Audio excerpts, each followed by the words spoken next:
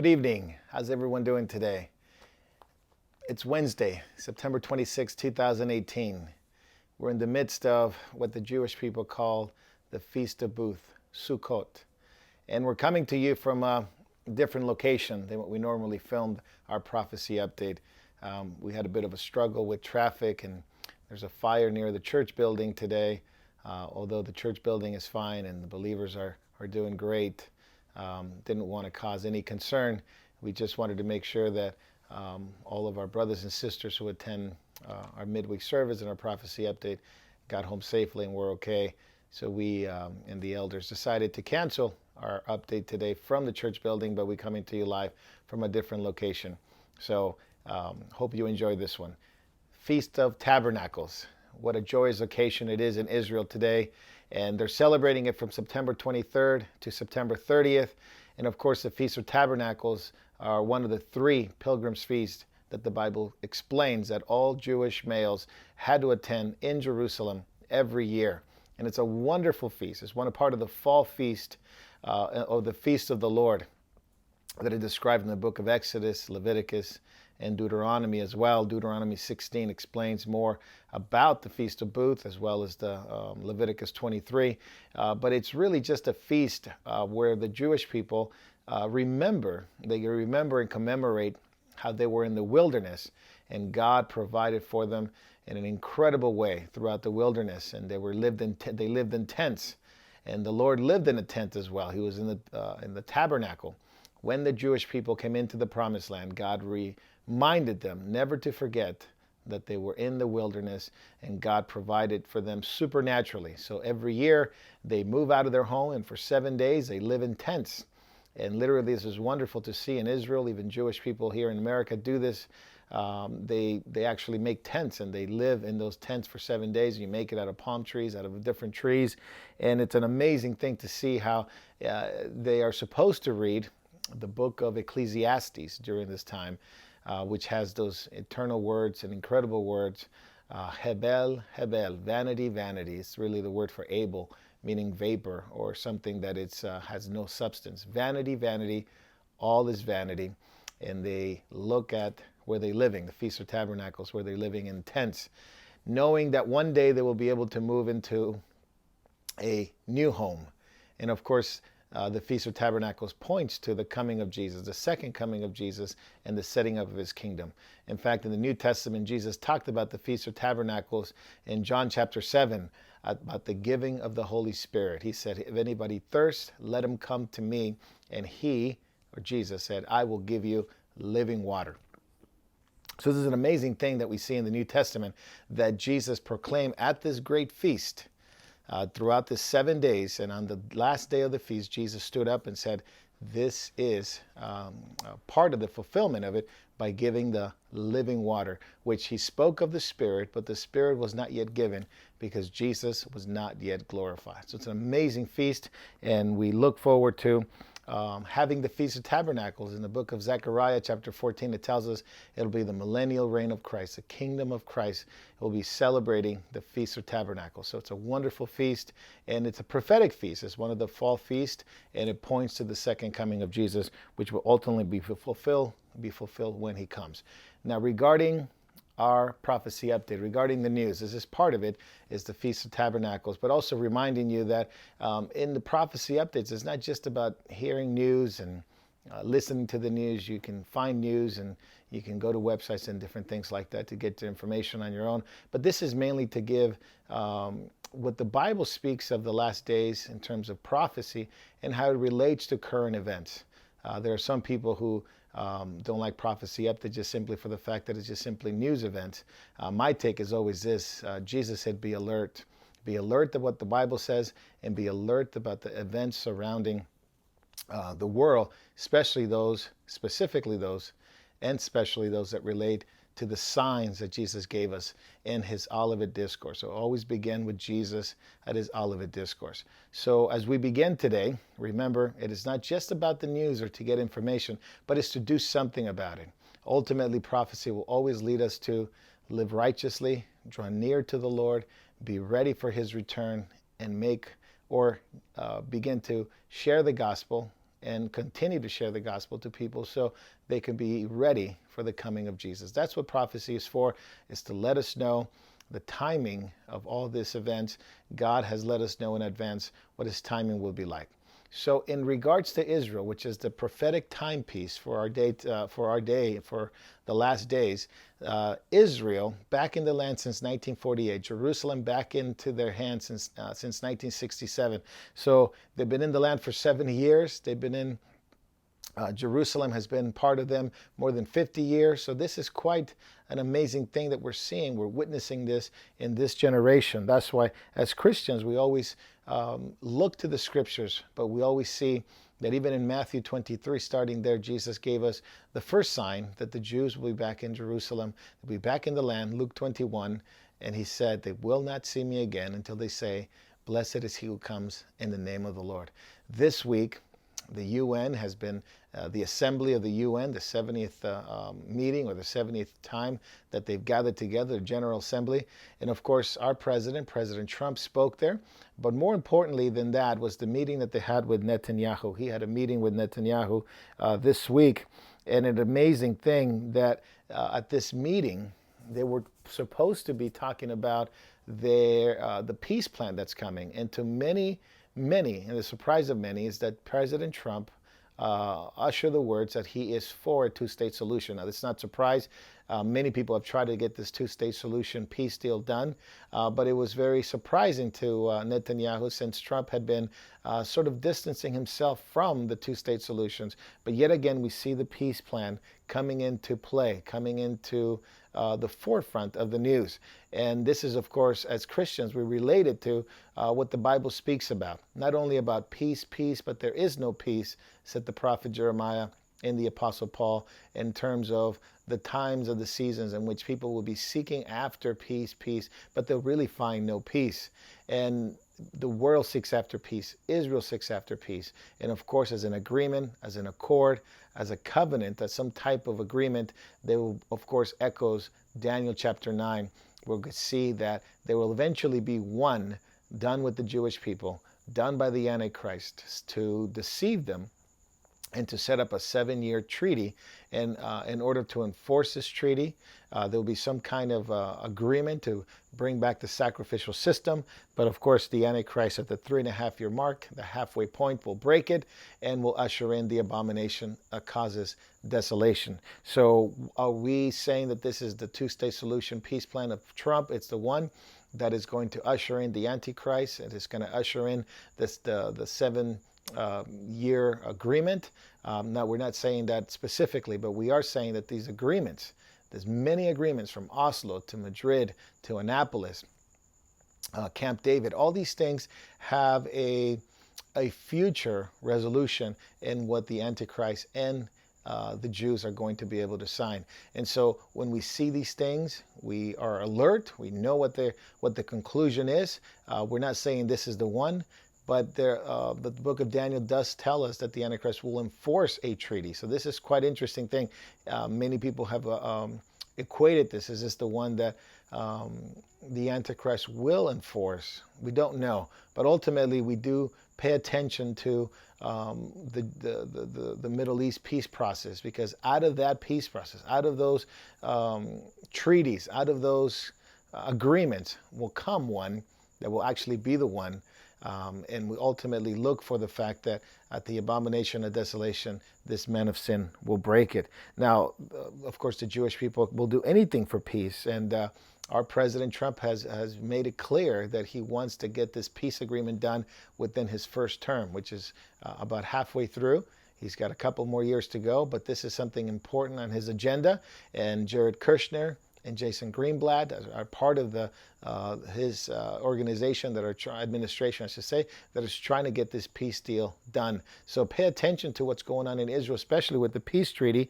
Even the king of Jordan has agreed that which he himself, the empire, the kingdom of Jordan, the Hashemite kingdom, they also have a agreement with Israel. And so he believes that this is two-state solution with the Palestinians is the best thing that could happen to the Middle East. So you can see that there are many leaders of the world coming into fruition and saying this is what needs to be done, this is best for the world, and many people are supporting it. One of the key obstacles to this is that Abbas does not want to make this deal go through, and it's delaying the process, and it's bringing this this supposed to be peace plan that was supposed to have been done in June, sometime in May or June. It keeps being pushed out and pushed out. Why? Because one of the key positions here is Abbas, the head of the PLO, Palestinian Liberation Organization, is not willing to deal with Trump, as he sees Trump as an obstacle and being biased toward Israel. So this peace deal keeps getting delayed and delayed, and who knows if it'll be signed, if at all. But we know this, God's timing is perfect. He knows which one is going to be the one that is going to usher in this 7-year peace agreement that will usher in, of course, eventually the abomination of desolation as he breaks it in at the middle point. But Abbas said planning the UN event aimed at thwarting peace plans by Trump. So he's thwarting, he's stalling, and he really does not want to give Trump the opportunity to make this deal. Now, in the news, that has been very much a big part of it in the last month and a month and a half, is this constant friction of Israel and Syria. In fact, this past week, there was a plane, a Russian plane, a satellite plane, a spy plane, was shot down. Many people believe it was Syrian forces who shot it down with, believe it or not, Russian armament. They blamed Israel. Israel spoke with Russia. Vladimir Putin and Netanyahu also spoke together. At first, and we noted into our last prophecy update that Putin had basically excused Israel from this event, but now, and I made it clear last week that for now they excused Israel. But given enough time and enough information, Russia was going to come back at this, and of course now they are blaming Israel. And because of this situation that has occurred, Russia has moved forward militarily into the Middle East and are now giving the Syrian forces and Assad the S-300 missile defense system, which it's going to make it very much more difficult for Israel to continue its attacks on Syria because of the Iranian forces and the Iranian military and the Iranian troops and the Iranian armament that are sitting within Syrian borders. So Israel continues to attack. In fact, this past week, they announced that they have struck, I should say, 200 Iranian targets, and many of them were outposts for trying to destroy America. And this is, of course, very embarrassing for Russia because these armaments are Russian armaments, and also they have attacked areas where Russia was actually protecting those specific areas. So Russia has a little bit of egg on their face, especially Vladimir Putin, who has to save face and now goes after Israel. And now they're saying they're going to give Syria the S-300s, which will have made Israel think twice about attacking Iranian targets within Syria. But according to Benjamin Netanyahu and many of the Israeli forces and the IDF and generals are saying they're going to continue to strike these targets, Iranian targets within Syria, despite the fact that Russia has met with Benjamin Netanyahu and warned him about continuing this attack. So there's a limited threat on Israel. There is a continual supply of armaments by Russia to the Syrian government. Assad still in place. The area of Idlib, which was the area where it was very concentrated with terrorists, and they're going to try to destroy them, continues to rage on. Assad seems to be in power at this point, but I know that things change very quickly. We know one thing for sure, and this is where the news come into a biblical perspective, is that both Russia, Syria, Damascus, and Iran are all mentioned as part of the prophetic timepiece and future in the Bible, meaning that Russia, Syria, and Iran play a significant role, especially Russia and Iran, in the Magog and Gog invasion. Of course, we read in the book of Ezekiel that there is a coalition of nations coming into Israel to destroy them. And then there's hooks in the jaws of Gog and Magog, which we believe is Russia, coming into the Middle East, coming in to attack Israel. And we can read it in Ezekiel 38:39, how they come with Iran. Gog and Magog comes with Iran, comes with Turkey, which we'll talk about it in a little bit, and also comes with forces from North Africa, as well as other forces that come into that to the land. But there is the demonstration of God's power, and God destroys the armies of Gog and Magog and those that came in a coalition, and God represents himself. And the eternal words of Ezekiel, then they'll know that I am the Lord. And this is significant because God is going to show himself strong on behalf of his people. But there is nonetheless the threat that's being proposed from Russia, from Iran, as it continues to threaten Israel and threaten off basically wipe them off the face of the earth, as many other leaders have said. In fact, Iran had a very much a display of armaments this past week, and during this parade that they had, there was an attack, and there was some kind of a terrorist attack within this parade of armament. And of course, Iran blamed Israel, they blamed the U.S., and of course it was actually Saudi Arabia, a terrorist group within Saudi Arabia, within Iran, sponsored by Saudi Arabia, that was attacking Iran. And Iran is very much up in arms about this, and they swear and they want to cause revenge. They want to act on revenge against Israel and against the U.S., but they are controlled at this moment by Russia. Russia is supplying a lot of the armaments. Iran continues to ramp up its forces to try to get a nuclear power, a nuclear weapon, which the U.S. has sanctioned. Iran, and the economy is really struggling. So we have a lot of things happening that it's going to topple at some point, like a domino. It's going to topple into a very, very fast-paced events in which Iran, Russia, and Turkey will play a significant role in coming against Israel. Now, where does the U.S. line up in this? We don't know. A lot of speculations. The U.S. helping Israel, the U.S. being an ally to Israel, President Trump being very much for Israel. There are things that need to take place in order for Ezekiel 38:39 to happen. But we do know this, that the players are in place, the actors are taking the stage, and God's word is being fulfilled as we speak. And of course, we do believe that there is a Gog and Magog invasion that will happen. There is another one that the Bible speaks of in Revelation 20, which the New Testament makes the emphasis, is that after the millennial reign of Christ, there is a Gog and Magog war in which the Lamb, in which the Lord destroys those armies as Satan riles up the nations and tries to come against the Lamb. But we're speaking of the one in Ezekiel 38 and 39. So Russia is flexing its muscles in the Middle East. Just recently, like I told you about, Putin wanted to save face from the embarrassment that is caused by Israel, and he's playing very hard ball with them.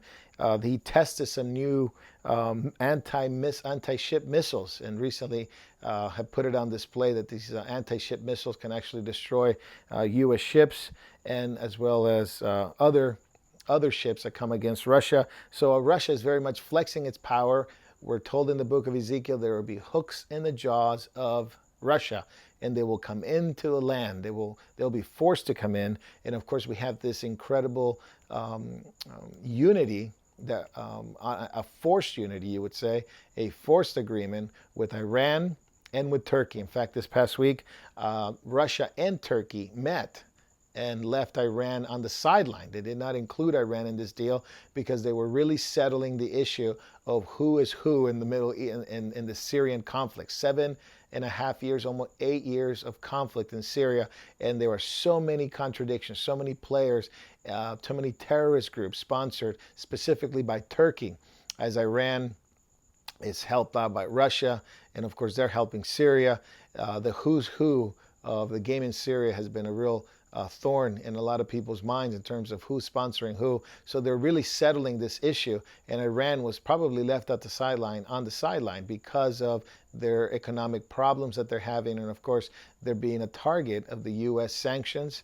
And the European leaders, of course, are standing with Iran, Russia standing with Iran, China standing with Iran, and they're literally snubbing their noses at President Trump in the U.S. that are trying to sanction Iran. In fact, when President Trump talked about it this week at the UN, that says we cannot continue to sponsor the leading terrorist group in the world, which is Iran. We can't continue to give them money. We can't continue to give them the thumbs up as they continue to sponsor terrorists throughout the world. But that's not a problem for the EU, for China, and for Iran, and for Russia, who continue to help, as well as Turkey, continue to help Iran limp along as they continue to ramp up their nuclear power, their nuclear weapons, and their missiles against Israel. And of course, they would love to take down the U.S.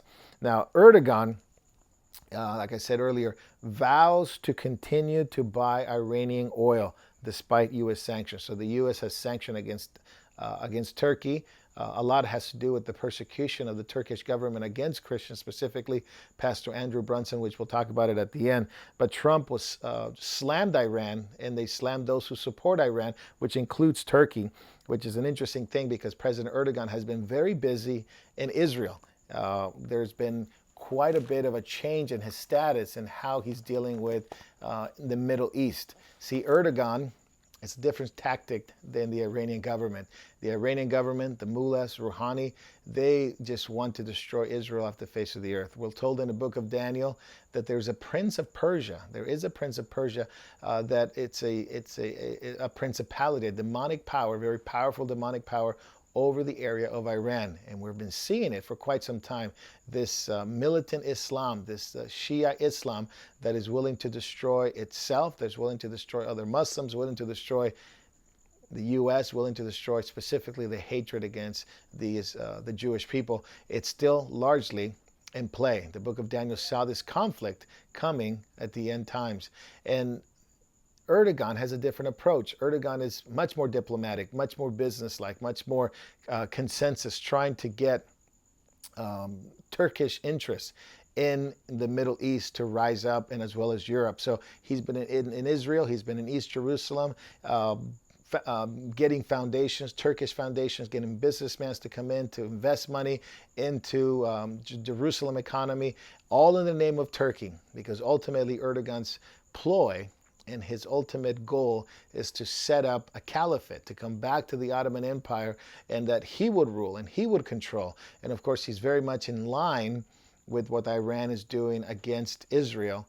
But of course, he's doing it from a different tactics. In fact, next week, he's going to be in Europe. He's going to be speaking with Angela Merkel in Germany, because there's so many Turkish people in Germany that he can really, by his presence, sway an election, whether it's in Holland, whether it's in Germany. So many Turkish people look to Erdogan as their savior, as the idea of a Messiah-like figure, that he could really sway the elections by not only forcing the Turkish people to vote in a certain way against the EU government, but he could also open the floodgates of illegal immigration that's coming through Turkey into Europe.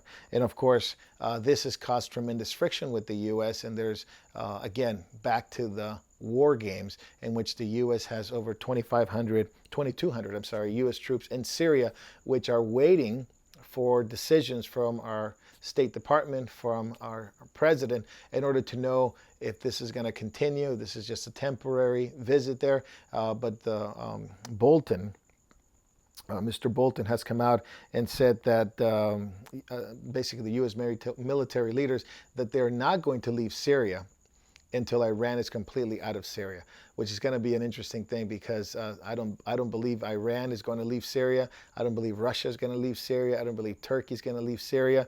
I think, my personal opinion, Assad will continue to be there.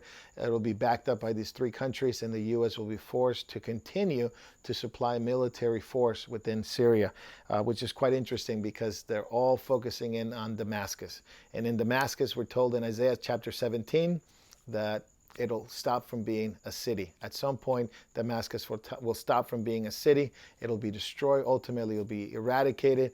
And we're seeing that all these countries are, for lack of a better word, converging into Damascus for, I believe, the prophecy of the book of Isaiah to be fulfilled. Switching into technology, which is quite of an interesting thing, the future of credit cards. And you may want to go to these websites and figure out and find out more and more what these websites are trying to tell us now, because there used to be this authentication process with credit cards, whether it's your ID, then they were talking about biometrics, then they were talking about a two-step authorization and authenticity with your phone. And many people use PayPal, many people use Google Wallet and things like that. Well, these new companies are coming out, and credit card companies, banks, and vendors are changing the way they verify consumers' identity. Passwords and PINs will become less important, and so it will be your biometric analysis, your retina, facial recognition. That's how you're going to be identified now on your purchases. In fact, the European Union has decided, this is a new memorandum, that consumers that basically have a payment online of $35 or more, about 30 euros, will require a multi-factor authentication, which means that they'll have to have transactions that have multiple authentication that's really you. And one of them, if it does pass, which it looks like it will, it'll consist of biometric identification, which means that fingerprints, facial recognition will become more and more common as we purchase things online. So in a very near future, things we buy on Amazon, things we buy online, will not be verified through a CVC code or anything like that. It'll actually be your face. It would actually be your fingerprints, maybe through the camera, facial recognition, a certain special software that will have to be installed in order for you to be recognized as the user. All these things are, of course, part and parcel, according to Veridian, which is the company that is hoping to profit from this new software, from this new technology. All this is part and parcel of digitizing currency, getting rid of cash. And of course, this is leading up to what we believe is the image of the beast, the control of the Antichrist. We see the rise in technology to the point where people worship it. In fact, Mr. Lewandowski, one of the founders of Google, one of the major players in the Google, who founded Uber, he has drawn papers, it's been a while already, drawn papers of officially having an AI church, a technocracy, a worship of technology with their own AI God. And we've seen interviews with Elon Musk and other technocrats who believe that technology is going to really overtake the world, that at one time humans dominated animals. Well, there's be something else that will dominate humans, something smarter, they say, and that is computers, technology. And all that, we believe, is Revelation 13. The rise of the image of the beast. What can cause someone to worship the image of the beast, the image of the Antichrist? Well, it'll be such an interesting thing that the Bible says that the image of the beast actually speaks, and it's almost given life. It's almost like he's alive. And of course, this is demonic activity, demonic power, but the use of technology will be very much part and parcel of these last days. And so the replacement of God for technology, the use of technology to implement a totalitarian system that, of course, will be the kingdom of the Antichrist. Switching into more of a Christian issues, and it's quite of an interesting thing. This week I was given an article to read regarding Azusa Pacific University, which is not too far from where I live, Christian university, to allow same-sex relationship between students. So at some point prior to this, APU, Azusa Pacific University, had restrictions on same-sex relationships among students. So this was not allowed. This was not allowed on campus. This was not, basically they had a restriction, a code of conduct. That has been removed. That has been removed. Students can now engage in same-sex relationships. That restriction has been removed from the code of conduct, even though the school says, but we still hold an evangelical view of human sexuality, where they do believe that marriage, it's in the evangelical idea that marriage is for a man and for a woman.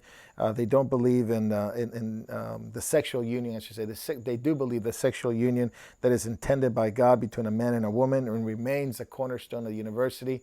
But they're now going to allow in the code of conduct the same-sex relationships between students. This has largely been done because as an appeasement to the large underground homosexual groups that exist within Azusa Pacific University, not only within the staff, but the students as well. And so this has been coming for a while. In fact, we talked about this maybe a few years ago, that there was tremendous pressure on the staff, tremendous pressure on faculty, tremendous pressure on the student, on I should say, on the dean of students to really comply to what the students were wanting to do.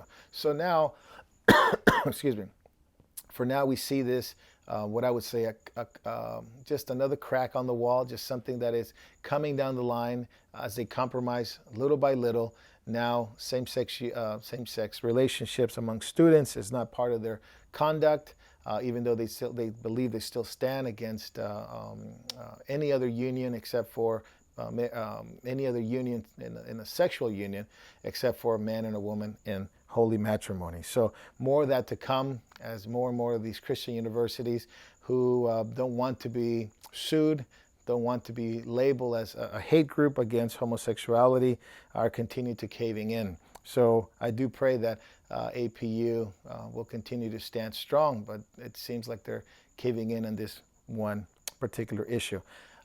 In Texas, in Austin specifically, the school system is actually going to ban, or trying to ban, churches from renting their facilities. And again, this has to do with the LGBT community, who does not want their school system to rent out to churches who stand in opposition to the LGBTQ, in opposition to homosexual marriage.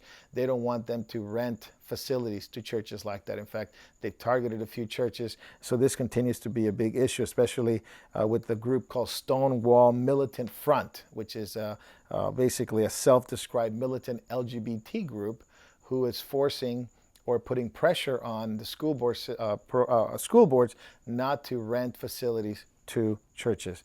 Now, just to finish off, Christian persecution continues. We talked about this quite a bit in our prophecy updates, and this is part of the signs that Jesus gave regarding the last days. He gave signs in the world. He gave signs in the church, and the signs in the church are specifically apostasy, the false teachings, the false prophets, but also persecution, as well as the preaching of the gospel. In this one particular, Christian persecution, just like they persecuted the early church, they will persecute the last days church. So, in Christian persecution in Kenya continues, as Christians being stoned to death. We know, and we've been reporting quite a bit about what's going on in China. Pastors this week are standing up against the persecution, united against persecution in China, because the Chinese government continues to be like a beast. In fact, in the 1940s, it was called the beast, the communist revolution that came against Christians, that came against people like Watchman Nee. They were called the beast, the system of the beast, because they were so ferociously attacking Christians. Well, China's doing the same thing. Turkey's doing the same thing. And this is, again, Erdogan, who says that the courts are going to decide the fate of Pastor Andrew Brunson, not politicians. This is a response to President Trump, Vice President Pence, and Secretary of State Mike Pompeo, who are denouncing Turkey for their persecution of Christians, and they're basically holding hostage Pastor Andrew Brunson because he's being accused as a spy, or he'd been planting churches throughout Turkey. Now he's been in the courts. He's been actually released from prison into more of a home prison and home house arrest, I guess you could say it here. But they're not letting him go. He's still going to be tried. He's still facing a sentence, could be 25 to 50 years. But the U.S. continues to demand that Erdogan releases Pastor Andrew Brunson, not tomorrow, not the next day, but now. So we're going to see this more and more, this tension arising, especially in Africa, China, the Middle East. We see that in America. LGBT groups, militant LGBT groups against churches, against ministries that do not support homosexual marriage. Now they're forcing schools, now they're forcing economic sanctions, trying to force economic sanctions and against churches that do not comply with their particular view of sexuality and sin. So as we approach the signs that Jesus gave us, Matthew 24, Luke 21, Mark 13, the book of Revelation, we see that Jesus gave signs in the world: wars, rumors of wars, pestilence, earthquakes, famines; in the church, false teaching, apostasy, persecution, the spreading of the gospel; He gave signs within Israel. There'll be the great sign, the abomination of desolation, that the Antichrist will break that covenant and will come against not only a Jewish persecution, but also the believers. The believers will be persecuted heavily by the Antichrist, and then eventually he will try to rule the world and even turn against non-Christians that don't comply with his totalitarian regime. But then the great sign in the heavens is when Jesus comes. So these signs are there to prepare us. There's more information that we present in our prophecy updates. There's more information that we have on our website. If you go to ccodtruth.org, or if you go to our YouTube channel, you can find much more information regarding prophecy, regarding the studies in the book of Zechariah, the minor prophets, things that we have guest speakers that speak on speakers that speak on the last days, and of course, many Bible teachings. So thank you for your time. God bless you. Have a good night. Happy Sukkot. Happy Feast of Tabernacles.